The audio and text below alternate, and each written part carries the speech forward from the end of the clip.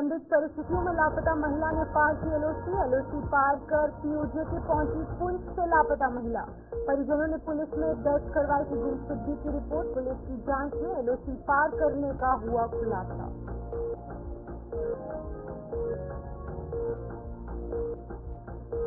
सरकारी स्कूलों की दुर्दशा पर सत्ते में बनी विधानसभा में सरकारी स्कूलों का ले रहे जाएगा। बच्चों के साथ बैठकर मिड डे मील की भी कर रहे जांच। सरकारी स्कूलों की हालत और स्टाफ की कमी से नाराज।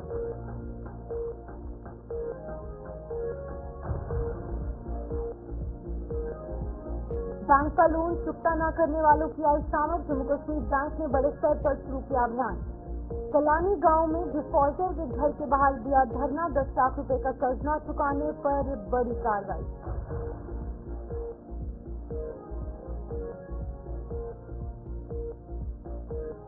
श्री माता वैष्णो देवी के पुराने मार्ग पर कारोबार हुआ शुरू। डीसी के आश्वासन पर दुकानदारों ने खत्म की हड़ताल।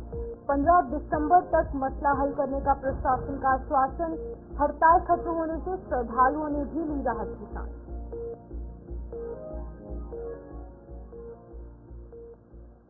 नमस्कार, जम्मू कश्मीर के इस खास बुलेटिन में आपका स्वागत है। मैं हूं आपके साथ शिप्रण शर्मा। तो चलिए शुरुआत करेंगे बुलेटिन की।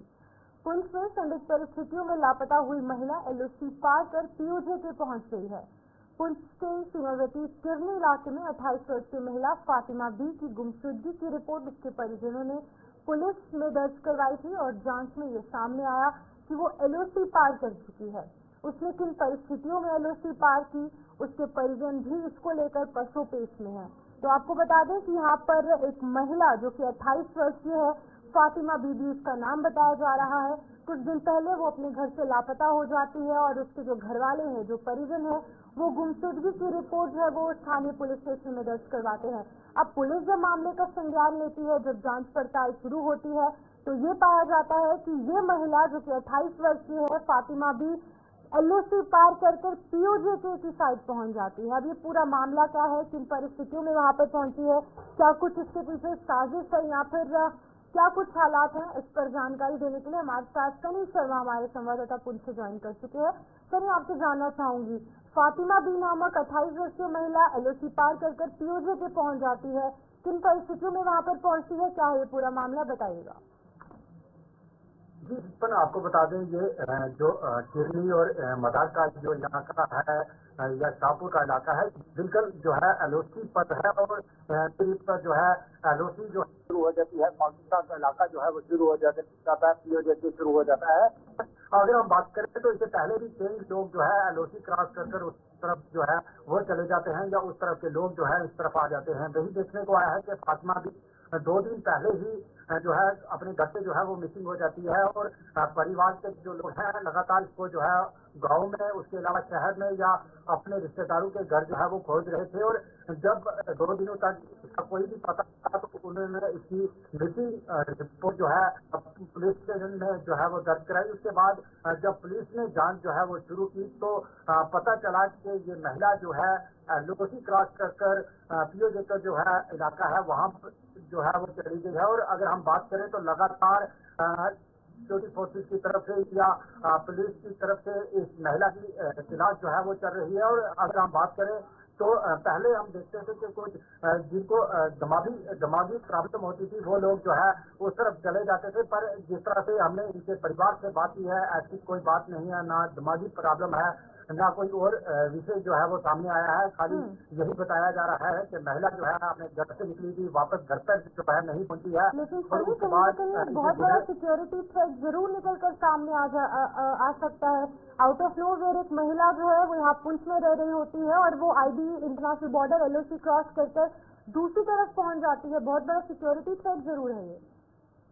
जी बिल्कुल, सिक्योरिटी थ्रेट जरूर है। जिस तरह से महिला जो है एलओसी क्रॉस कर उस तरफ चली जाती है। वहीं अगर हम बात करें तो हमने कुछ लोगों से भी बात की है, उन्होंने कहा है कि हमने सेना के जो सीसीटीवी कैमरे लगे हैं हमें उन्हें भी जो है सेना की मदद से जो है वो खुलवाया और उनमें यही नजर आया है कि महिला जो है गेट की तरफ नहीं आई, महिला बिल्कुल एलओसी की तरफ जो है वो रहती थी, वहीं से एलओसी क्रॉस कर पाकिस्तान की तरफ जो है वो चली गई। और परिवार के लोगों का दोनों हुकूमतों से ये मांग है कि जल्द से जल्द इस महिला को जो है अपने घर, अपने बच्चों के पास जो है वो लौटाया जाए। सनी, एक साजिश के तहत कहीं ना कहीं महिला वहां पर जा सकती है।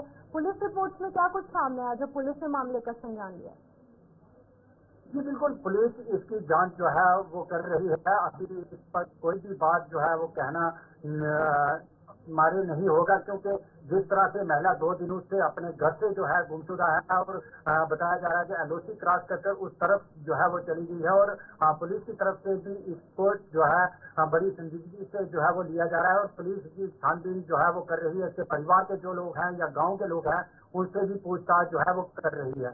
ठीक है सनी, बहुत बहुत शुक्रिया तमाम जानकारी देने के लिए। सनी शर्मा पुंछ से अपडेट कर रहे थे, जहाँ पर एक 28 वर्षीय महिला जिसका नाम की फातिमा बीबी बताया जा रहा है, वो एलओसी क्रॉस कर पीओजे की साइड पहुंच जाती है।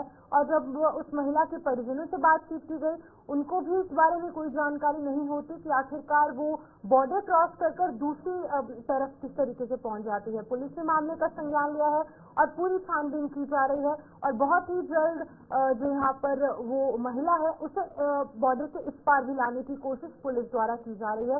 परिजनों की ये मांग है कि बहुत जल्द उसके पति, उसके परिवार वाले और उसके बच्चों के पास उस महिला को लाया जाए, लेकिन कहीं ना कहीं बहुत बड़ा सिक्योरिटी थ्रेट अपने आप में जरूर निकलकर सामने आ रहा है। आगे बढ़ जाएंगे अपने विधानसभा क्षेत्र में सरकारी स्कूलों की दुर्दशा देखकर बनी के जो विधायक है डॉक्टर रामेश्वर सिंह वो सत्ते में आ चुके हैं।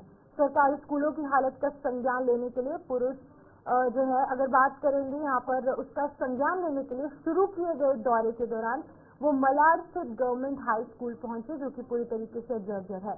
उन्होंने एक स्कूल में बच्चों के साथ बैठकर मिड डे मील खाकर उसकी गुणवत्ता की जांच की। विधायक के मुताबिक बनी विधानसभा में 60% सरकारी स्कूलों की हालत जर्जर हो चुकी है और यहाँ स्टाफ की भी 70% कमी जताई जा रही है। तो कहीं ना कहीं बच्चों के फ्यूचर के साथ, उनके मुस्तकबिल के साथ कहीं ना कहीं खिलवाड़ देखने को मिल रहा है, क्योंकि जिस तरीके से बनी के जो विधायक हैं वो अपने विधानसभा क्षेत्र का मुआयना करते हैं, वहां पर स्कूलों में पहुंचकर तस्वीरों में आप देख सकते हैं उनके साथ बैठकर मिड डे मील को खाते नजर आ रहे हैं। अब इस मिड डे मील को खाने का एक ही मोटिव है, एक ही कारण है कि गुणवत्ता की जांच जो है वो कहीं ना कहीं की जाए कि किस तरीके का खाना, किस गुणवत्ता का, किस क्वालिटी का खाना इन छोटे बच्चों को हर दिन परोसा जा रहा है। इस खबर पर अधिक जानकारी देने के लिए रंजीत मेहता हमारे साथ, हमारे संवाददाता कठुआ से ज्वाइन कर चुके हैं। रंजीत, बताइएगा, बनी की बुरी हालत है, अगर हम स्कूलों की खास तौर पर बात करेंगे, आपको नहीं लगता कि कहीं ना कहीं बच्चों के फ्यूचर के साथ खिलवाड़ हो रहा है? बिल्कुल चेतन, यहाँ पर बनी मंडल की बात करूँ तो ये कठुआ जिले का काफी दूर जो पहाड़ी इलाका पड़ता है और वहाँ के अभी जो हाल ही में विधानसभा चुनावों में चुनकर आए विधायक डॉक्टर रामेश्वर की प्राथमिकता के तौर पर देखा जाए तो उन्होंने पहले दिन से ही कहा था कि इलाके की अगर तस्वीर बदलनी है, तस्वीर बदलनी है तो सबसे पहले लोगों को शिक्षित होना बहुत जरूरी है। तो जिसके चलते उन्होंने शिक्षा विभाग का स्तर को इस इलाके में ऊंचा करने के लिए, शिक्षा का स्तर ऊंचा करने के लिए जो बीड़ा उठाया उसी के तहत उन्होंने लगातार शिक्षा विभाग है, एजुकेशन महकमा है, उनके मंत्री से लेकर तमाम जिले के अधिकारियों और स्थानीय जितने भी अधिकारी हैं या शिक्षक जन है उस इलाके में तैनात हैं, उन सबसे आग्रह किया कि इस इलाके के बच्चों की मुस्तकबिल जो है उनके हाथ में है और उसको संभालने के लिए अपना पूरी ईमानदारी से और 100% देने में कोशिश करें, जिसके चलते उन्होंने डॉक्टर रामेश्वर सिंह द्वारा क्या कुछ बड़े फैसले बच्चों के हित में लिए गए हैं। और साथ ही साथ अगर बात की जाए हम अध्यापकों की, कहीं ना कहीं स्कूल स्टाफ की कमी से भी बच्चे जूझ रहे हैं। बिल्कुल, डॉक्टर रामेश्वर से जब हमारे इस सिलसिले में बात हुई तो उनका साफ तौर पर कहना था कि एजुकेशन सिस्टम इतना लचर हो गया है इस इलाके की बात करें, दूर दराज इलाके पहाड़ी की, तो यहाँ पर स्कूलों की हालत बहुत खस्ता है। जो जिस स्कूल की तस्वीरें आप स्क्रीन पर दिखा रहे हैं, ये मलाड का स्कूल है, मिडिल स्कूल है और यहाँ पर 7 से 8 कमरे हैं।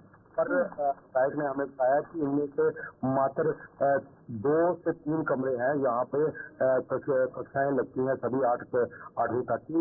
बाकी के सारे अनसेफ डिक्लेयर हो चुके हैं। तस्वीरों में साफ दिखाया जा रहा है कि वो सारे अनसेफ हो चुके हैं। बच्चों का वहाँ बैठना उनकी जिंदगी से खिलवाड़ होगा। तो विधायक डॉक्टर रामेश्वर ने बताया कि यह इसके लिए शिक्षा विभाग के उच्च अधिकारियों से लेकर मंत्री, क्योंकि सरकार अब जम्मू कश्मीर में बन चुकी है, तो उनसे ये आग्रह करेंगे कि इस इलाके का शिक्षा का स्तर सुधारने के लिए कदम उठाए जाए। केवल यहाँ पर सबसे जरूरी बात यह है कि इस इलाके के सभी स्कूल जितने भी पढ़ते हैं, उन्होंने कहा कि ये 70% स्टाफ की जो कमी है इस इलाके में उसको पूरा करना एक बड़ी चुनौती है। साथ ही जो इलाके जो रसूखदार लोग हैं जो इस इलाके में नौकरी के लिए आते हैं, लेकिन वहाँ से अटैचमेंट करवा के दूसरे इलाके में चले जाते हैं, सेफर एरिया में रहते हैं, जहाँ पे वो लगता है वहाँ पे अटैचमेंट करवाते हैं और उसको जहाँ हम लोगों को भी अगर साफ तौर पर एक निर्देश जारी कर दिया गया है सरकार की तरफ से, अगर नौकरी करनी है तो आपको उन इलाके में आना पड़ेगा, नहीं तो यहाँ से नौकरी छोड़कर जाना पड़ेगा। तो इस तरह के तमाम जानकारी देने के लिए रंजीव मेहता यहाँ पर तमाम चीजों को लेकर अपडेट कर रहे थे। जहाँ पर तस्वीरों में आपने साफ देखा कितनी दुर्दशा यहाँ के स्कूलों की है। खास तौर पर ये तस्वीरें जो है वो कठुआ के बनी इलाके की दिखाई जा रही थी, जहाँ पर मिड डे मील भी बच्चों को दी जा रही है, लेकिन कहीं न कहीं ना वहाँ पर स्टाफ की सही तरीके से तैनाती है और ना ही जो वहाँ पर बिल्डिंग है स्कूल की वो सही है, और कहीं ना कहीं बच्चों के फ्यूचर के साथ खिलवाड़ किया जा रहा है, क्योंकि केवल मिड डे मील यहाँ पर काम नहीं करेगी। स्टाफ चाहिए बच्चों को पढ़ाने के लिए, लेकिन स्टाफ की कमी होने के कारण कहीं ना कहीं जो बच्चे हैं उनका फ्यूचर खतरे में है और साथ ही साथ जो अभिभावक हैं वो भी अपने बच्चों के फ्यूचर, अपने बच्चों के मुस्तकबिल को लेकर कहीं ना कहीं परेशान है। लेकिन अब जो बनी के विधायक हैं वो वहाँ पर पहुंचे, वो सकते में आ गए हैं कि किस तरीके से बच्चे इन बिल्डिंग्स में बैठकर पढ़ रहे हैं। अब उन्होंने कड़े दिशा निर्देश दिए हैं कि बनी में जितने भी स्कूल हैं उनका जो सुधारीकरण है वो किया जाएगा और बच्चों के फ्यूचर को अच्छा बनाने की कोशिश उनके द्वारा की जाएगी। आगे बढ़ जाएंगे जहाँ पर बैंक ने लोन लेकर उसे चुकता न करने वालों के खिलाफ जम्मू कश्मीर बैंक ने कमर कस ली है। बकायेदारों के खिलाफ छेड़ी गई मुहिम के तहत पुंछ जिले में जम्मू कश्मीर बैंक के अधिकारियों और स्टाफ ने पुलिस के साथ कलानी गांव के एक डिफॉल्टर के घर पर धरना दिया। बैंक मैनेजर दीपक भान के मुताबिक इस डिफॉल्टर पर 10 लाख रुपए का कर्ज बकाया है और कई बार याद दिलाने के बावजूद भी वो अपनी किस्तें नहीं चुका रहा। उनके मुताबिक कर्जदारों को उनकी जिम्मेदारी याद दिलाने के लिए ऐसे उपाय जरूरी हैं और ये कदम कहीं न कहीं कर्ज वसूली के लिए वित्तीय संस्थानों की सख्त रणनीति को भी दर्शा रहा है। तो तस्वीरें आपके सामने जिला पुंछ के मंडी की जो तस्वीरें हैं आपको दिखाने की कोशिश कर रहे हैं, जहाँ पर कि जम्मू कश्मीर बैंक के जो मुलाजिम है, जो अधिकारी हैं, वो इस व्यक्ति के घर पर पहुंचते हैं। ये व्यक्ति डिफॉल्टर है, 10 लाख रुपए का कर्ज, 10 लाख रुपए का लोन उसने जम्मू कश्मीर बैंक से लिया था, लेकिन कहीं ना कहीं बैंक ने कई बार इस व्यक्ति को याद भी दिलाया कि तुम्हें अपना बैंक का लोन चुकाना है, लेकिन ये व्यक्ति कहीं ना कहीं इन लोगों को इग्नोर करा था, जिसकी वजह से अब ये लोग इतनी बड़ी कार्रवाई करने पर मजबूर हुए हैं और अपने हाथ में तख्तियां पकड़ के ये लोग उस डिफॉल्टर को याद करवाने की कोशिश कर रहे हैं कि तुम्हें बैंक का 10 लाख रुपया लौटाना है। अब क्या है ये पूरा मामला, इस पर जानकारी देने के लिए हमारे साथ इरफान ज्वाइन कर चुके हैं। इरफान मुगल से जानने की कोशिश करेंगे। इरफान, आप बताइएगा, डिफॉल्टर्स के अगेंस्ट एक बड़ी ड्राइव, एक बड़ी मुहिम छेड़ी गई है जम्मू कश्मीर बैंक के अधिकारियों द्वारा, अब क्या है ये ड्राइव, विस्तार से बताइएगा। बिल्कुल चितवन में आपको बताना चाहूंगा, जम्मू कश्मीर बैंक ब्रांच जो मेन ब्रांच पुंछ में है, वहां से एक शख्स ने, जो कि कलानी से इस शख्स का ताल्लुक है, उस शख्स ने जो है 10 लाख रुपए का लोन जो है गुज़श्ता चंद अरसा कबल जो है वो लिया था, जिसके बाद वो बैंक की जो किस्तें हैं वो अदा नहीं कर रहा था, जिसको देखते हुए बैंक की तरफ से बाहर जो है इस शख्स को ये कहा भी गया कि याद भी दिलाया गया कि आपकी जो है बैंक की किस्तें ड्यू हो रही हैं, उसे बिल्कुल जो है वो बैंक में अदायगी जो है वो की जाए, ताकि बैंक का जो लोगों का जो पैसा है उसका गया ना हो। लेकिन जो मजबूर शख्स है इसकी तरफ से बैंक को जो है वो जो किस्तें हैं वो नहीं दी गई, जिसकी वजह से आप बैंक की तरफ से एक बड़ा कदम जो उठाते हुए कलानी गांव के जो है एक कलानी इलाका में जाकर वहां पर जो डिफॉल्टर है उसके घर के बाहर जो है बैंक जो मुलाजिमीन है, जो बैंक मैनेजर है और दीगर जो मुलाजिमीन है, उन्होंने पुलिस का सहारा लिया और वहां पर डिफॉल्टर के घर पर जाकर उसके घर के बाहर जो है एक धरना दिया। और धरने के दौरान जो है बैंक मैनेजर ने कहा कि ये अगर से हमने इससे कबल इस डिफॉल्टर को बारहा जो है कहा था कि बैंक की जो बैंक से जो लोन लिया हुआ है उसे जो है बर वक्त अदा किया जाए, लेकिन इस शख्स की तरफ से बैंक जाने या जो बैंक की किस्तें हैं वो अदा करने का कोई भी जो है मूड में नहीं था, जिसको देखते हुए बैंक इंतजामिया की तरफ से बड़ा कदम उठाया गया है और आज यहाँ पर ये भूख हड़ताल जो है वो की जा रही है। आपको बताते चलें कि इससे कबल भी हमने देखा है कि कई ऐसे डिफॉल्टर्स जहाँ पर दीगर बैंकों की बात करें तो वहां पर जाकर वो बैंकों की तरफ से उन्हें बताया जाता था, जो बाकी लोग इस दिल के होते थे उन्हें बताया जाता था कि ये बैंक का डिफॉल्टर है, ये बैंक की जो है वो अदायगी नहीं कर रहा है, किस्तें नहीं भर रहा है। लेकिन वहीं अब हम अगर बात करें जम्मू कश्मीर बैंक की को भी नसीहत मिलेगी, अब वो भी अपने बैंक का लोन चुकाने में पीछे नहीं हटेंगे क्योंकि उनके खिलाफ भी इस तरीके की मुहिम चल सकती है। जी जी बिल्कुल, मैं आपको बताना चाहूंगा कि इसी तरीके से जम्मू कश्मीर बैंक ने भी जो है अभी ये अहम कदम उठाया और जो डिफॉल्टर्स हैं उनके घर पर जाकर वो इस तरीके से धरने दे रहे हैं ताकि जो बाकी के लोग हैं उन्हें भी पता चल सके कि बैंक का डिफॉल्टर और जल्द से जल्द जो है वो अदायगी जो बैंक की किस्तें हैं वो कर सके। लेकिन बैंक मैनेजर की तरफ से कहा गया कि इनके जो अहले खाना है यानी कि इनकी जो फैमिली है उनकी तरफ से गाली गलौज का भी जो है बैंक इंतजामिया को सामना करना पड़ा, उसके बावजूद भी वो जो है वहां तक शाम तक जो है वो बैठे रहे और बैंक इंतजामिया की तरफ से जिला इंतजामिया और बैंक के जो आला हुकाम है उनसे गुजारिश की गई है कि जो ऐसे डिफॉल्टर्स हैं जो बैंक से लोन लेते हैं और लोन लेने के बाद अपने जो काम काज है वो पूरा करने के बाद भी जो बैंक को जो है उसका पैसा वापस नहीं देते हैं, इन्हें जो ब्लैकलिस्ट किया जाए। जब लोगों को मदद की जरूरत होती है बैंक उनकी मदद करता है और बैंक अपने ही पैसे लेने के लिए कहीं ना कहीं उनके आगे भीख मांगता नजर आता है। अब भीख मांगने के बावजूद भी जब उनके पैसे नहीं मिले तो इस तरीके की मुहिम शुरू करनी पड़ी। एक कड़ी पॉलिसी अपनाने की जरूरत है कहीं ना कहीं बैंक को। जी बिल्कुल, मैं आपको बताना चाहूंगा कि जिस तरीके से आप देखें कि अगर किसी को बैंक की पैसों की जरूरत पड़ती है तो वो वक्तन जाके बैंक से लोन लेकर आता है, लेकिन जब उसकी किस्तें अदायगी के वक्त आता है तो कई सारे लोग ऐसे होते हैं जो बैंक की किस्तें अदा नहीं करते हैं, जिसको देखते हुए बैंक की तरफ से बड़े इक़दाम जो है वो उठाए जाते हैं। आप देखते रहेंगे कि जिस तरीके से जम्मू कश्मीर बैंक की तरफ से ये कदम अहम कदम उठाया गया, इससे कहीं ना कहीं बाकी लोगों को भी सबक मिलेगा जो बैंक की किस्तों में ताखीर करते हैं या बैंक की किस्तें अदा करने के मूड में नहीं होते हैं, उनको भी सबक मिलेगा और वो बर वक्त जो है वो बैंक की किस्तें अदा करेंगे। और बैंक इंतजामिया की तरफ से हुकाम से ये गुजारिश भी की गई है कि ऐसे जो डिफॉल्टर्स हैं जो बैंक की किस्तें अदा नहीं कर रहे हैं इनके खिलाफ सख्त कार्रवाई जो है अमल में लाई जाए और साथ ही साथ ऐसे डिफॉल्टर्स को जो है वो ब्लैक लिस्ट किया जाए ताकि जो आवाम का पैसा जो है वो बैंक का जो सरमाया है वो कहीं ना कहीं अच्छे तरीके से जाया ना हो सके। ठीक है इरफान, बहुत बहुत शुक्रिया तमाम जानकारी देने के लिए। इरफान मुगल पुंछ मंडी से अपडेट करे थे जहाँ पर जम्मू कश्मीर बैंक द्वारा कड़े कदम उठाए गए हैं क्योंकि कहीं ना कहीं कुछ डिफॉल्टर्स ऐसे हैं जो कि बैंक का लोन चुकाने में जो है असमर्थ हो रहे हैं। कई बार बैंक ने उन्हें अवगत भी करा है लेकिन उसके बावजूद इग्नोरेंस की पॉलिसी अपनाई जा रही है। लेकिन अब कड़ी पॉलिसी कहीं ना कहीं जम्मू कश्मीर बैंक ने यहाँ पर अपनाई है और उनके घर के बाहर धरना जो है वो देने को मजबूर हो चुके हैं। आगे बढ़ेंगे, बात अब कटरा की भी होगी क्योंकि रियासती के डीसी ने आश्वासन दिया है। उनके आश्वासन पर श्री माता वैष्णो देवी भवन मार्ग पर चरण पादुका के पास पंचायत पुराना जरूर के कारोबारियों से घोड़ा, पिट्ठू और पालकी वालों की हड़ताल खत्म होने से श्री माता वैष्णो देवी के श्रद्धालुओं ने राहत की सांस ली है।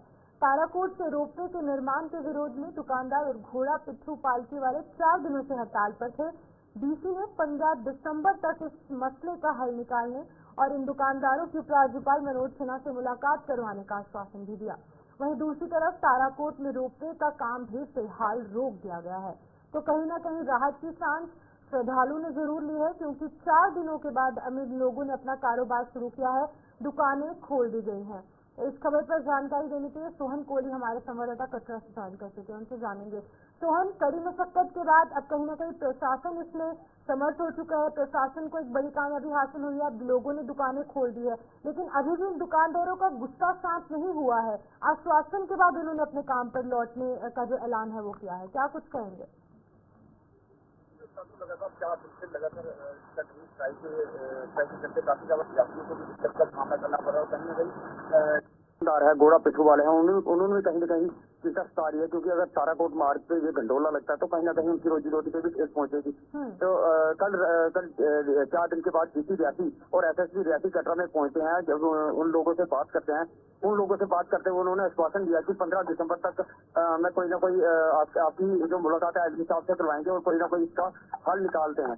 मगर फिलहाल तभी तक जो गंडोले का काम है वो फिलहाल बंद कर दिया है। डीसी के आश्वासन से उन्होंने भी दुकानें अपनी भी खोल ली हैं और फिर से एक बार जो कि जो स्ट्राइक खोल के जो दुकानें हैं वो कहीं ना कहीं खोली हुई और यात्रियों को भी कहीं ना कहीं राहत मिली है वहाँ पे। ठीक है, तो हम बताइएगा यहाँ पर कि जिस तरीके से आपने बताया कि यात्रियों को राहत जरूर मिली है, लेकिन कहीं ना कहीं सिमाटो से देवी साइन बोर्ड द्वारा जो बड़ा ऐलान किया गया है रोकने का, कहीं ना कहीं सीधे तौर पर जो वहाँ के कारोबारी हैं, जो कचरा के चरण बाटुगा के या फिर बाणगंगा के पास के व्यापारी हैं, जो बिजनेसमैन हैं, जो शॉपकीपर्स हैं, उनकी पेट पर लात पड़ सकती है, क्योंकि जब वहाँ से श्रद्धालु नहीं जाएंगे उनकी रोजी रोटी कैसे चलेगी? उसके लिए कोई ऑल्टरनेटिव ढूंढना चाहिए इस माता वैष्णो देवी साइन बोर्ड को। जी बिल्कुल, मैं आपको बता दूं कि जो वैष्णो देवी के ट्रैक पे रहने वाले, ये मैं आपको बता दूं कि ये पूर्व पुजारी हैं, माँ वैष्णो देवी के पूर्व पुजारी हैं। ये माँ वैष्णो देवी की 1986 की बात करूँ तो उससे पहले जो माँ वैष्णो देवी की पूजा ये करते थे, मगर 1986 में इनको वहां से खदेड़ दिया गया था। मगर ये पूर्व बारीदार, मैं आपको बता दूं कि ये वही बारीदार है जो माँ वैष्णो देवी की पूजा करते थे। और ये इनमें कहीं ना कहीं चिंता सता रही है, क्योंकि अगर वहां पे गंडोला लगता है तो कहीं ना कहीं ये रास्ता बंद हो जाएगा। मगर एक और बात बता दूं मैं, तो ये इस रास्ते से आस्था भी जुड़ी है। माँ वैष्णो देवी इसी रास्ते से जो कि भवन गई थी, इस रास्ते में बाणगंगा पड़ती है, चरण पादुका पड़ती है, अर्धकुंवारी पड़ती है, और कहीं ना कहीं हिंदुओं की आस्था के साथ भी खिलवाड़ हो रहा है। वहाँ पे उनको भी बाइकाट कर रहे हैं। ठीक है सोहन, आप इस खबर पर नजर बनाए रखें, क्योंकि काफी अहम मुद्दा जो है इस समय उठता नजर आ रहा है। तो यहाँ पर दुकानदारों ने अपनी हड़ताल जो है वो खत्म की है, लेकिन जो डीसी रियासी है उन्होंने आश्वासन दिया है कि बहुत जल्द इस मुद्दे को लेकर जो एग्रीमेंट सिंह है उनके साथ इन दुकानदारों की मुलाकात करवाई जाएगी, ताकि एक बीच का रास्ता, एक ऑल्टरनेटिव निकल पाए, ताकि डेवलपमेंट भी ना रुके और इन लोगों को किसी तरीके की आर्थिक तंगी का सामना भी ना करना पड़े। आगे बढ़ेंगे। आज के इस आधुनिक दौर में भी जम्मू कश्मीर के दूर दराज के कई इलाके सड़क जैसी बुनियादी सुविधाओं से वंचित है। बात करें अगर डोडा जिले की, तो यहाँ गेई देसा से लेकर गेई मलाना तक का 12 किलोमीटर का सफर लोगों को पैदल तय करना पड़ता है। करीब 30,000 की आबादी सड़क का निर्माण नहीं होने से हलकान हो रही है और इसे विडंबना कहा जाएगा कि आज तक की कोई भी सरकार इन लोगों की सुध नहीं ले पाई। तो तस्वीरें आपके सामने है, यहाँ पर सड़क के नाम पर कुछ भी नहीं है, लोगों को सीधे पहाड़ियों चढ़कर अपनी मंजिल तक पहुंचने की कोशिश करनी पड़ती है। आप देख सकते हैं लोग खुद अपना सामान उठाकर लेकर जा रहे हैं और कहीं ना कहीं मरीजों को सबसे ज्यादा दिक्कत आती है। जब कोई मेडिकल इमरजेंसी हो जाती है तो लोगों को काफी ज्यादा दिक्कतों का सामना यहाँ पर करना पड़ता है। तो प्रशासन कहीं ना कहीं इन लोगों की सुध नहीं ले रहा और सीधे तौर पर लोगों को काफी ज्यादा परेशानी जो है वो हो रही है।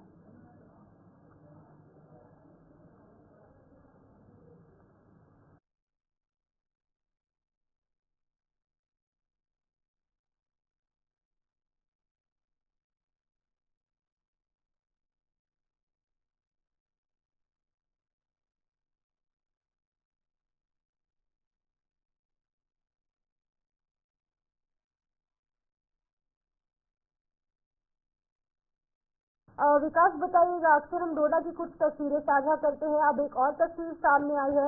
12 किलोमीटर का लंबा स्ट्रेच लोगों को पैदल चलकर अपनी मंजिल तक पहुंचना पड़ता है।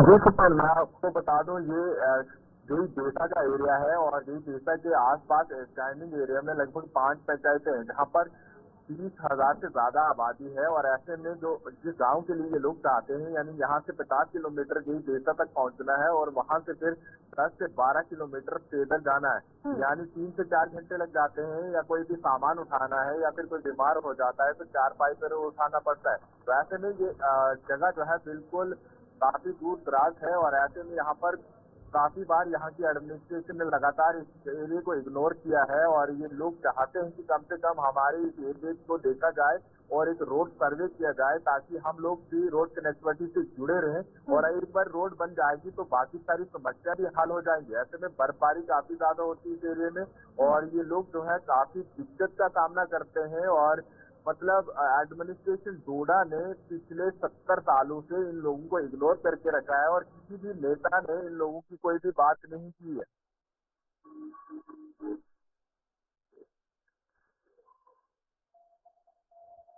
विकास, आपको यहाँ पर रोकने की कोशिश करूंगी। अब सीधे हरियाणा की तस्वीरें आप तक साझा करेंगे, जहाँ पर सीएम नाथ सिंह सैनी द्वारा संबोधन किया जा रहा है। आप भी सुने क्या कुछ कह रहे हैं।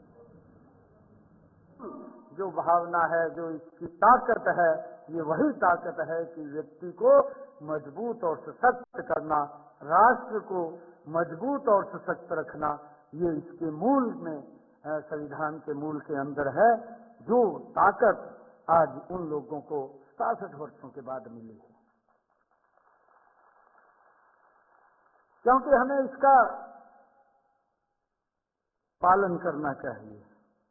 कहा भी है, भारतीय संविधान भारत की जान है। भारतीय संविधान भारत की जान है, यह भारतीय अधिकारों की पहचान है। हमें इस बात को समझना होगा। पूरे देश में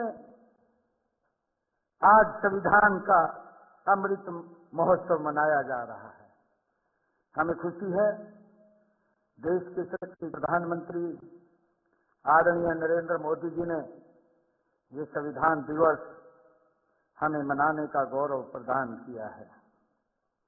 और आज मुझे ये भी खुशी है कि हरियाणा के हर जिला में, देश के हर जिला में आज अपने अपने तरीके से हर व्यक्ति इस पवित्र दिवस को मना रहा है। जैसा कि बताया भी गया है, 26 नवंबर 1949 के दिन देश की संविधान सभा ने संविधान को अपनाया था। यही वह दिन है जब संविधान बनकर के तैयार हुआ। संविधान दिवस का मतलब देश के नागरिकों में संवैधानिक मूल्य के प्रति सम्मान की भावना को बढ़ाना है। इस अवसर पर मैं आप सबको और सभी देशवासियों को संविधान दिवस व संविधान के अमृत महोत्सव की हार्दिक बधाई और शुभकामनाएं देता हूं। आज मैं आधुनिक भारत का सपना देखने वाले डॉक्टर बाबा साहेब अम्बेडकर जी सहित भारत संविधान बनाने वाले सभी महानुभावों को भी मैं आदर पूर्वक नमन करता हूं, उनको दिल से सैल्यूट करता हूं, प्रणाम करता हूं। आज से अगले 1 वर्ष हम संविधान का अमृत महोत्सव मना रहे होंगे। यह वर्ष हमें सदियों से लोकतंत्र में भारतीयों के विश्वास की याद को दिलाएगा। आज जब हम भारत को संसार का सबसे बड़ा लोकतंत्र कहते हुए गर्व का अनुभव करते हैं, तो हमें पता होना चाहिए कि इसकी जड़ें सदियों पहले हमारे पुरखों द्वारा स्थापित की गई पंचायत व्यवस्था में ही थी। हमारे संविधान की प्रस्तावना में जो कहा गया है कि वी द पीपल लिखा है, यह सिर्फ 3 शब्द मात्र नहीं है। यह वाक्य पूरे भारत के जन गण का प्रतिनिधित्व करता है। यह एकता की अपील है, अखंडता की प्रतिज्ञा है और गणतंत्र में जन जन में विश्वास की अभिव्यक्ति है। संविधान में व्यक्त यह भावना उस भारत की मूल भावना है जिसे मदर ऑफ डेमोक्रेसी कहा जाता है। यही भावना हमें सदियों पहले वैशाली के गणराज्य में दिखती है, वेदों की ऋचाओं में दिखती है और इसी के चलते हमारे देश में प्राचीन काल में बड़े बड़े शक्तिशाली गणराज्य स्थापित हुए थे। हम जानते हैं कि चौथी शताब्दी से पहले लगभग 1000 साल तक उन गणराज्यों का इतिहास मिलता है। ये ऐसे शक्तिशाली गणराज्य थे जिन्होंने विश्व विजय पर निकले सिकंदर का मुंह मोड़ दिया था। मालव गणराज्य के वीरों ने तो उस घायल भी कर दिया था। इसके बाद वह व्यास नदी को भी पार नहीं कर पाया, क्योंकि उससे पता चल गया था कि आगे इससे भी शक्तिशाली और योद्धे और मगध का गणराज्य है। मुझे खुशी है बताते हुए कि हरियाणा में भी योद्धे गणराज्य के अवशेष रोहतक के खोखरा कोट में मिले हैं, जिससे पता चलता है कि वह बहुत ही समृद्ध और शक्तिशाली गणराज्य था। इस तरह गणराज्यों के रूप में सब शासन हमारी प्राचीन परंपरा है। इसी सब शासन को ही पाने के लिए हमने लंबे समय तक आजादी की लड़ाई लड़ी है। रावी नदी के किनारे ली गई प्रतिज्ञा को हमने आज के दिन 1949 में गणतंत्र की स्थापना करने वाले संविधान को अंगीकार करके पूरा किया है। इस संविधान ने बराबरी, न्याय और ऊंचे आदर्शों वाला गणतंत्र स्थापित किया है। साथ ही सभी को विचारों की आजादी और उनके के समान अवसर दिए गए हैं। इससे हमें सब शासन देने के साथ ही विविधताओं से भरे इस देश को एकता के सूत्र में पिरो दिया है। आज जब हम संविधान दिवस पर संविधान के प्रति अपनी सच्ची निष्ठा व्यक्त करने और इसके अनुरूप आचरण करने का संकल्प लेने के लिए इकट्ठे हुए हैं, ऐसा ही संकल्प पूरे देश में आयोजित किए गए समारोह में भी लिया जा रहा है। मुझे खुशी है कि इस संकल्प की शुरुआत माननीय प्रधानमंत्री नरेंद्र मोदी जी ने